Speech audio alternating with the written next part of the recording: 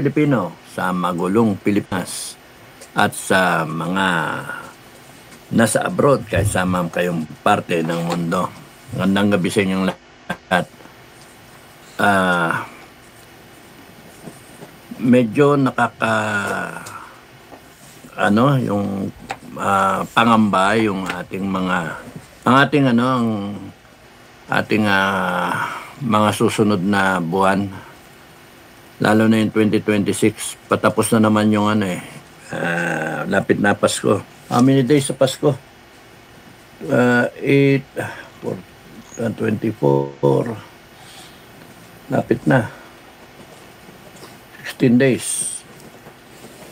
days, bisperas.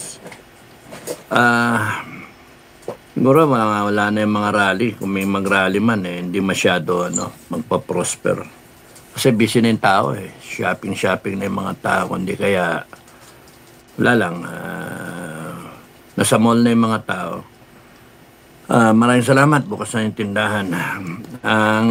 Ang gusto ko lang sabihin sa inyo, sa mga nangyari na 3 taon, yung nakaraan, nakakalungkot kasi yung problema talaga nasa armed forces na Nagsasalita naman yung mga tao, tapos hindi naman nagkulang ang tao na. Nagsasalita na yung mga tao.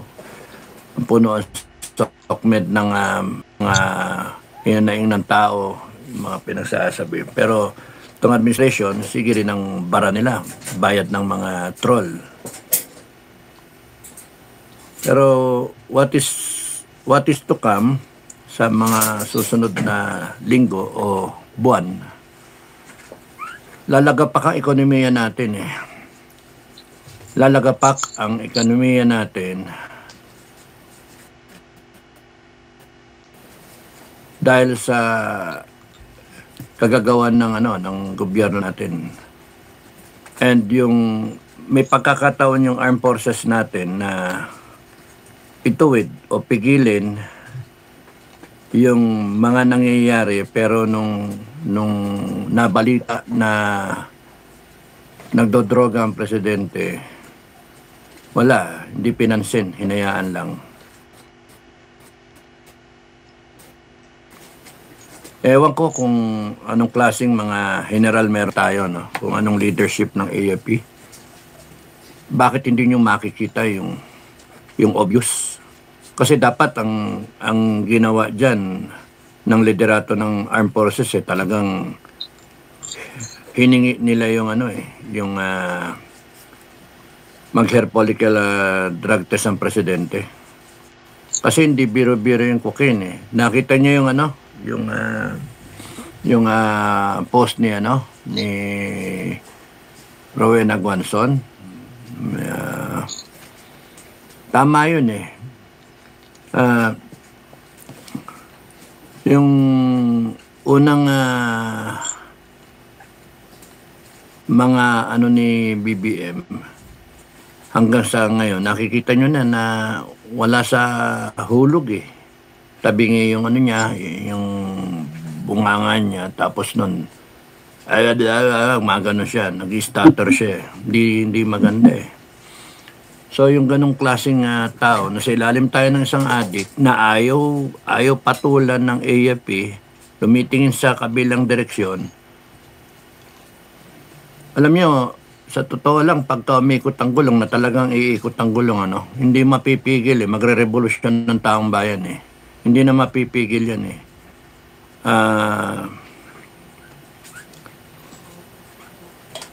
Hindi natin pwedeng payagan na ganito mangyari sa atin So talagang dapat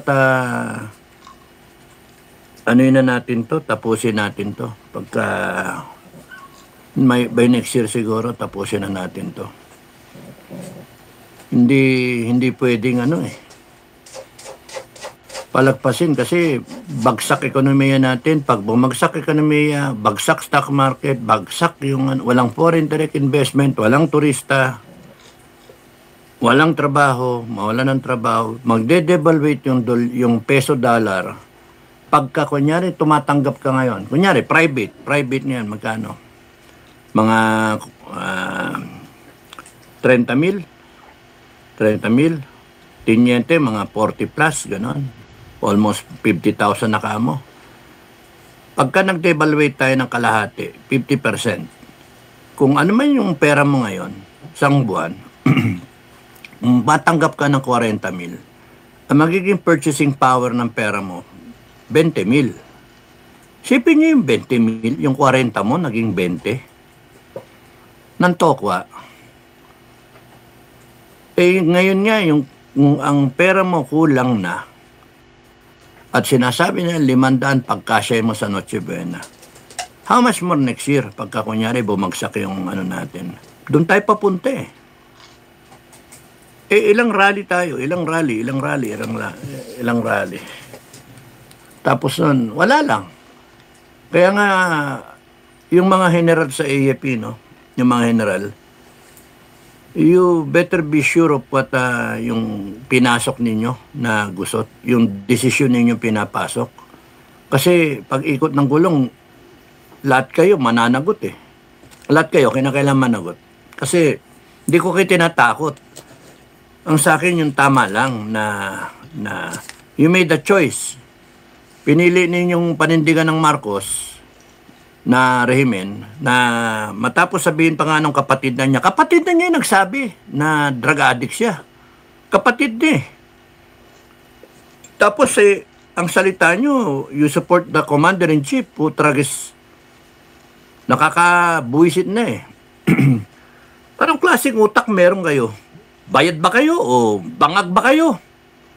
Yun yung problema. Kasi hindi tayo magkakaganito kung kayo kagad nagsabi sa kanya. Hindi naman withdrawal of support ang hinihingi.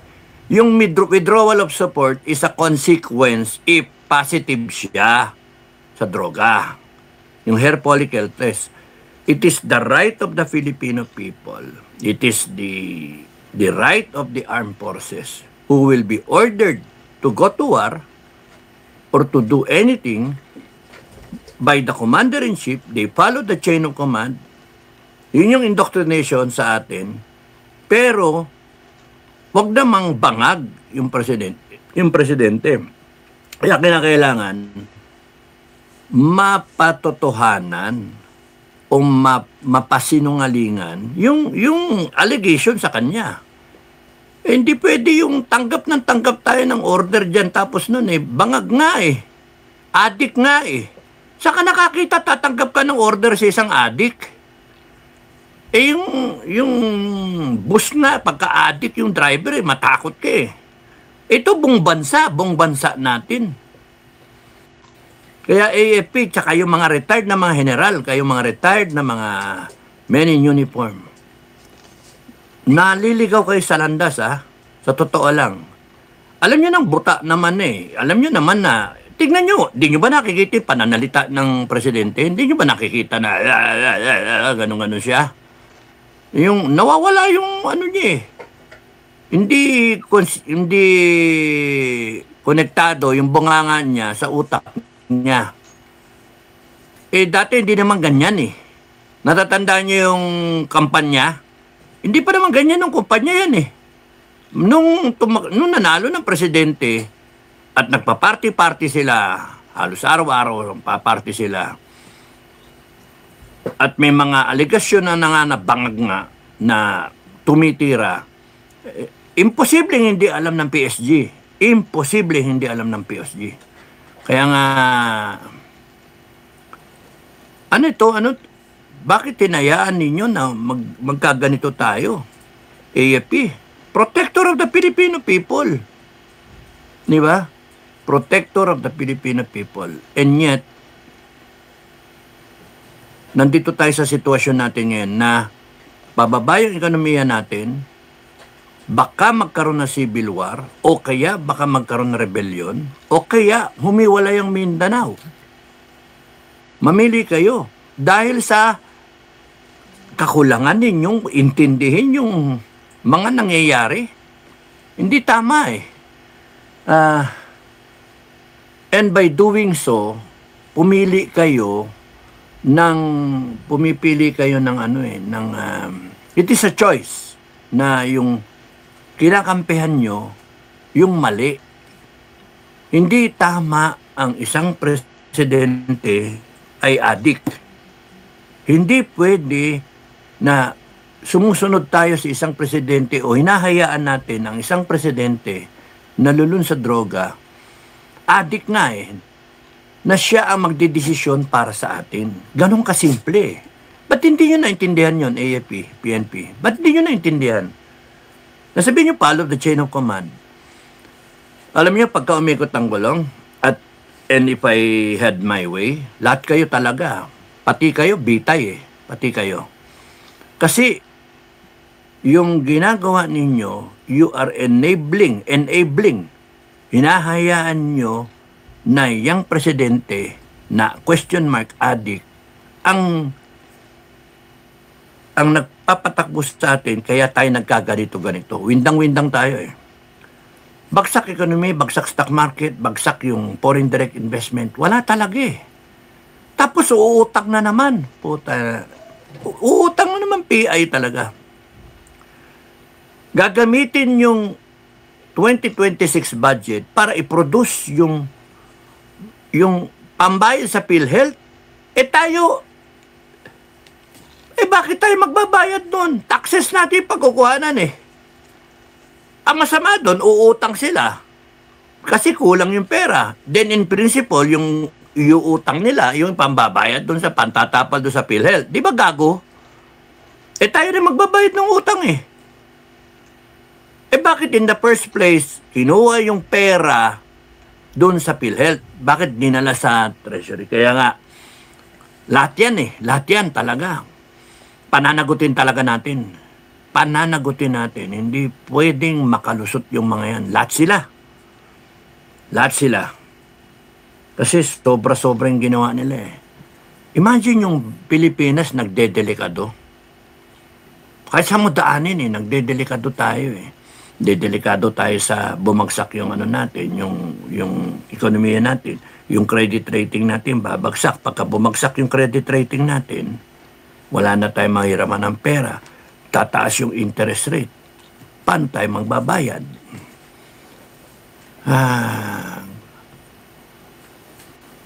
Maraming walang trabaho. Maraming nagugutom. Hindi pa umaalis yung baha. Next year, magbabaha na naman.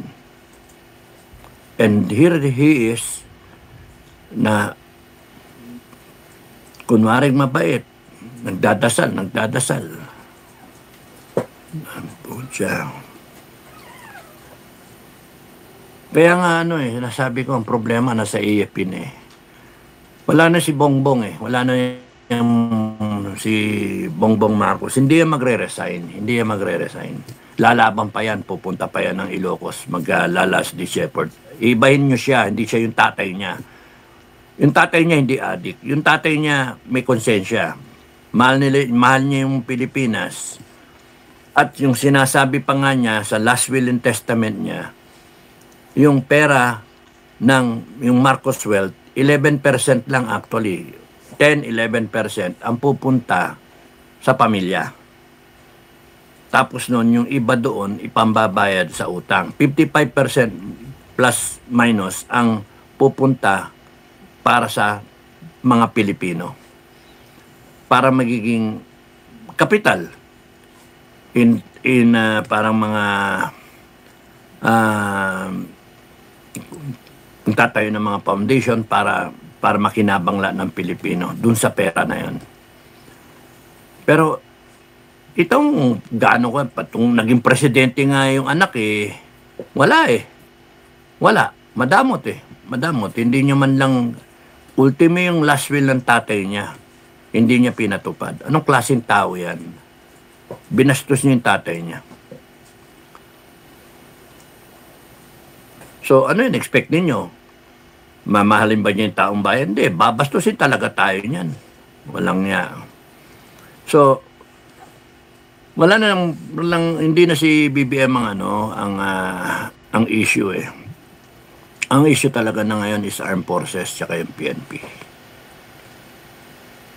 And I'm really thinking na pagka umikot ang gulong at pagka yung armed forces hindi nag-respond para sa taong bayan, we really have to disband the armed forces and the PNP. We really have to do something about it. We really have to put everyone, all these generals na hindi tumatayo para sa mga Pilipino, put them all under arrest. And kung court martial lahat yan, and pagka kunyaring found guilty of enabling a drug addict president, serious yung kaso na yun, ha? Kasi may pagkakataon kang gawin niyang itama para hindi tayo magkaganito. Because yan yung mandato nila sa konstitusyon. Kung kami nandyan, hindi kami papayag na may question sa droga yung presidente, hindi kami papayag. Yun yung tabas ng mga kami nung mga ka-SFGF, no. Yan yung mga kasama ko, lahat. Sabi nga ni Commander Mario, quote ko siya, sabi ni Commander Mario, lahat ng general na yan na sumasama kay BBM, panay mang ungas yan. Imagine sabihin niya na ni Commander Mario. Commander Mario is retired na lieutenant na kamo. Oh. Gigil na gigil Sir, magano na tayo. Tapusin na natin to. Oh, relax lang. Sa takdang oras natin tatapusin yan. Isipin mo, gusto niya bitayin lahat na general Sila mag-volunteer yung mga tropa niya. Lahat ng kasama na general ni BBM, lahat ng pumapanik sa kanya,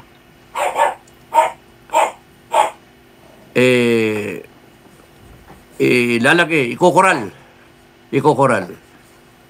Actually nga kung ako masunod diyan, maglagay tayo lang ng parang yung tawag, steel matting lang yung harang. Pagka umover sila sa may sniper na banatan, shoot to kill Kaya huwag kayong tatakas. Po tayo ng mga yan. Hindi dapat kaawaan yan kasi hindi sila naawa sa taong bayan.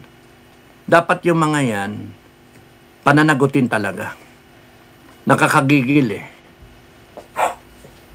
Pag iniisip mo yung may namamatay na Pilipino, yung may nabibiktima ng mga adik ngayon, merong mga hirap na hirap, isang beses lang kakain. Walang linaw ang kinabukasan ng mga Pilipino. At yung mga susunod na henerasyon, binabaon tayo sa utang. Mapapamura ka talaga Samantalang yung armed forces ay meron kayong opportunity, meron kayong trabaho na dapat gampanan. Huwag nyo munang, do not jump to conclusions. Hindi pa kailangan mag-withdrawal of support. Ang hinihiling ko lang sa inyo ay